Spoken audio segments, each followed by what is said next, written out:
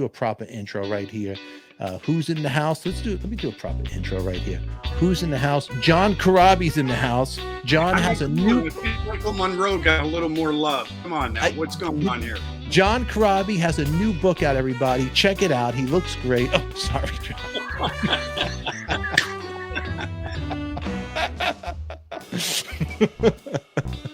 John Corabi's in the house. This is your ultimate intimate conversation with your favorite artist. I'm Stefan ADIKA.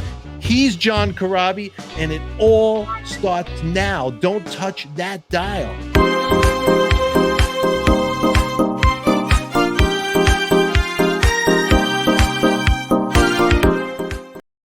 Welcome, John Corabi. Welcome, John. Where are we right now? Here with some great stories. You can tell a lot of great stuff, and all those tales, all those things are happening. You got a new book out, but in the meantime, everybody who is watching, do me a favor.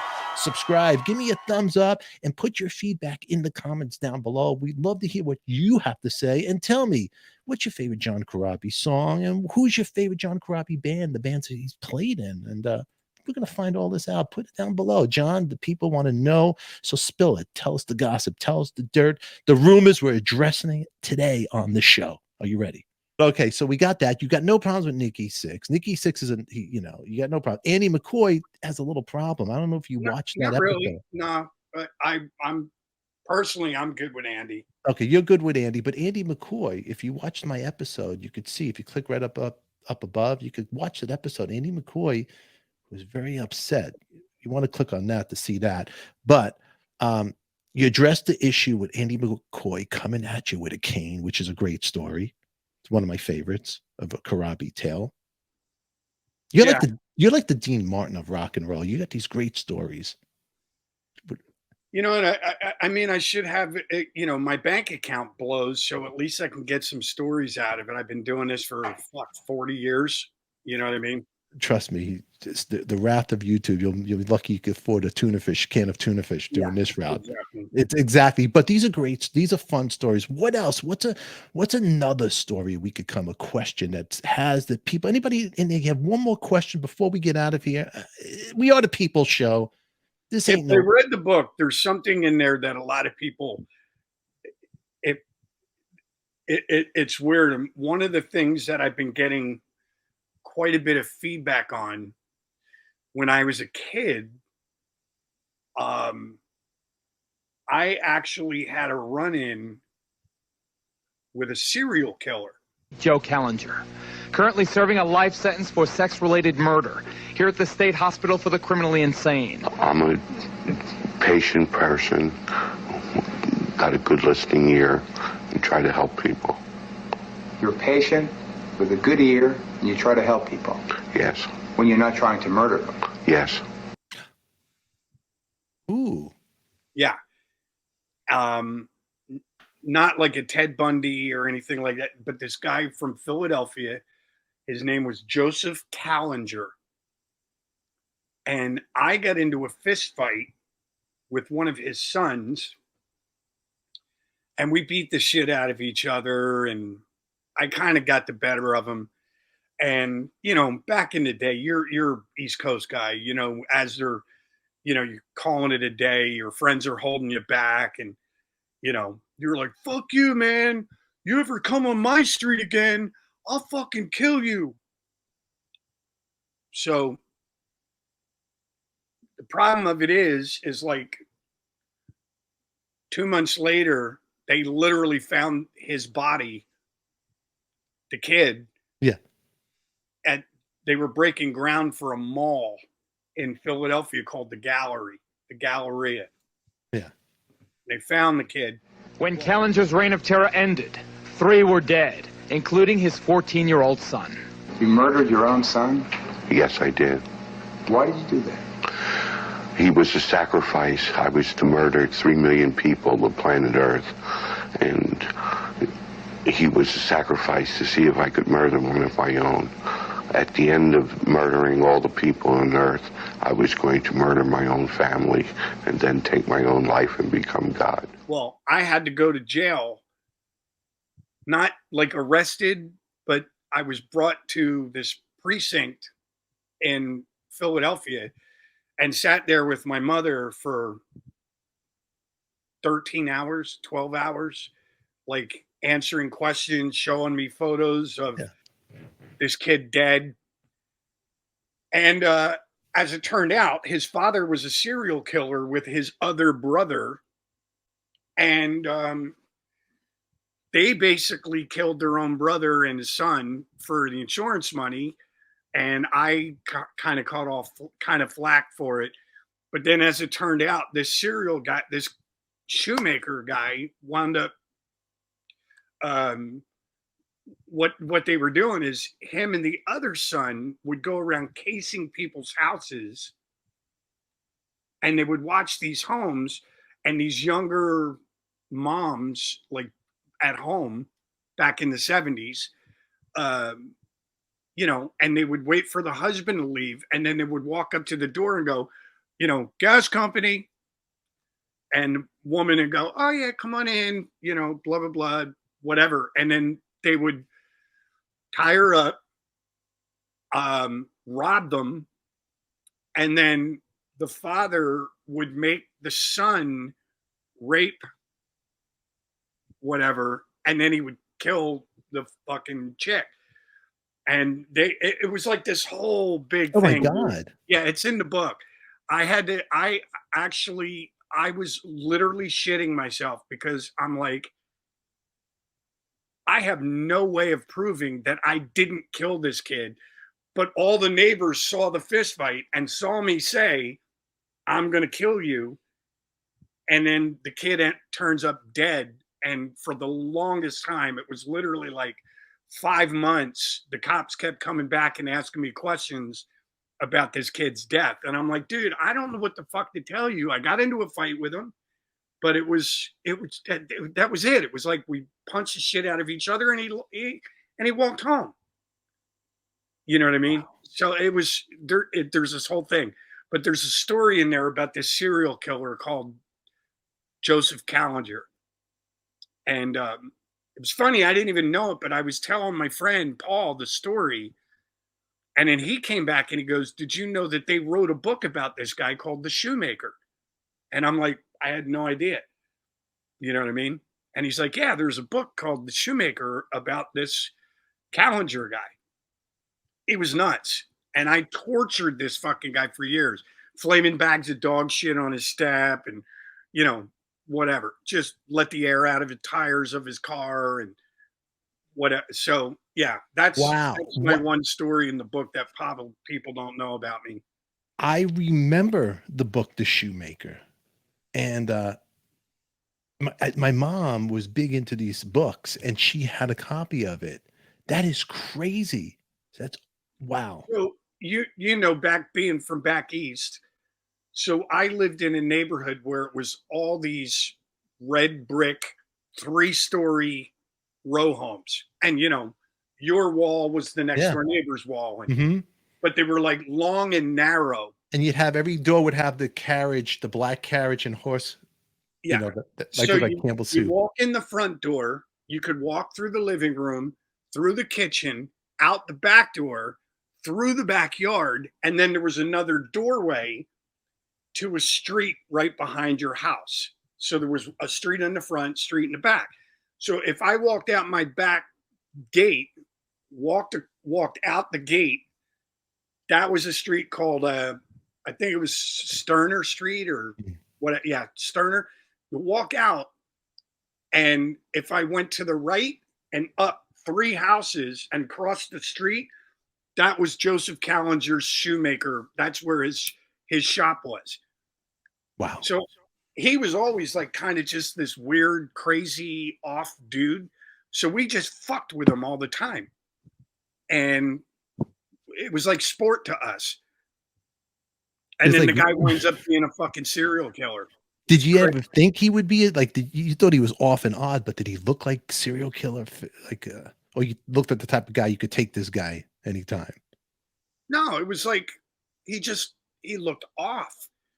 Like he would just literally walk around and mumble, and like if we were you know, if me and my friends were standing out in front of his store, he'd come out and he'd be yelling and cursing.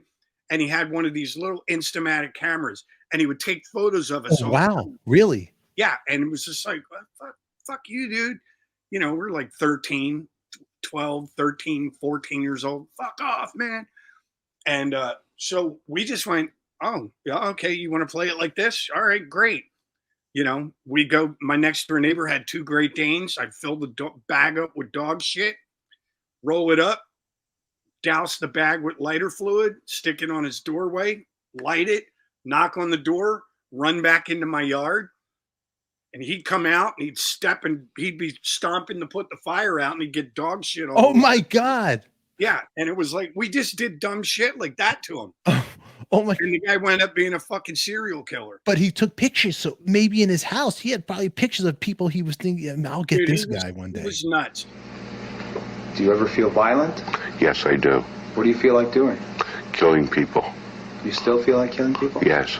Describe the feeling that you get when you feel like killing people. Well, last March 11th, I was hallucinating, and I took a razor blade and I cut a man's throat.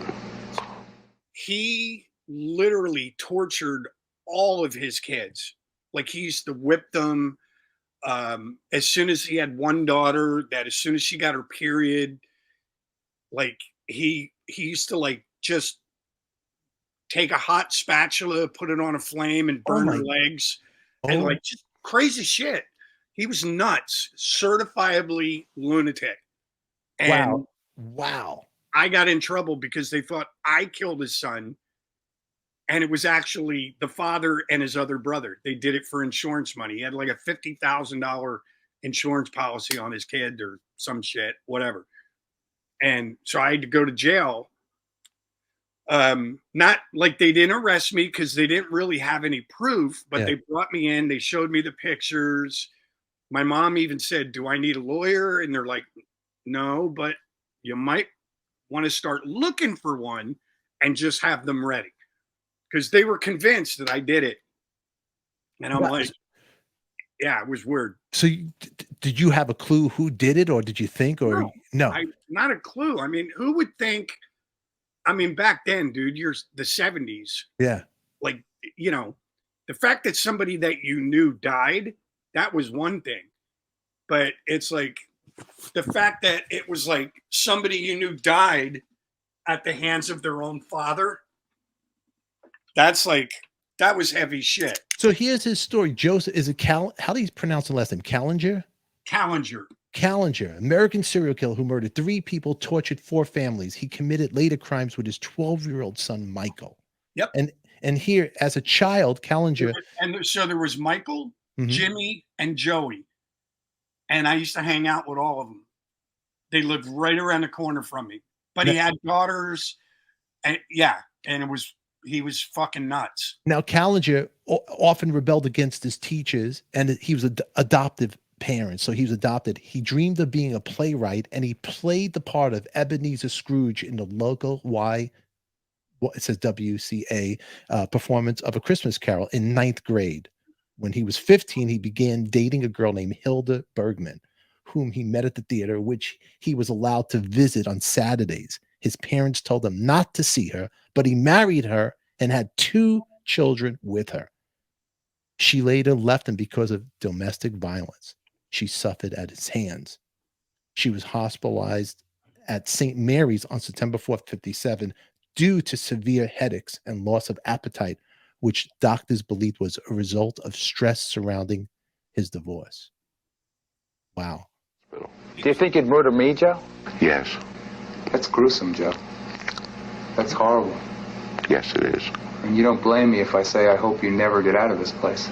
I hope I never do either. He was nuts, dude. He was nuts. He was arrested and imprisoned in 1972 when his children went to the police.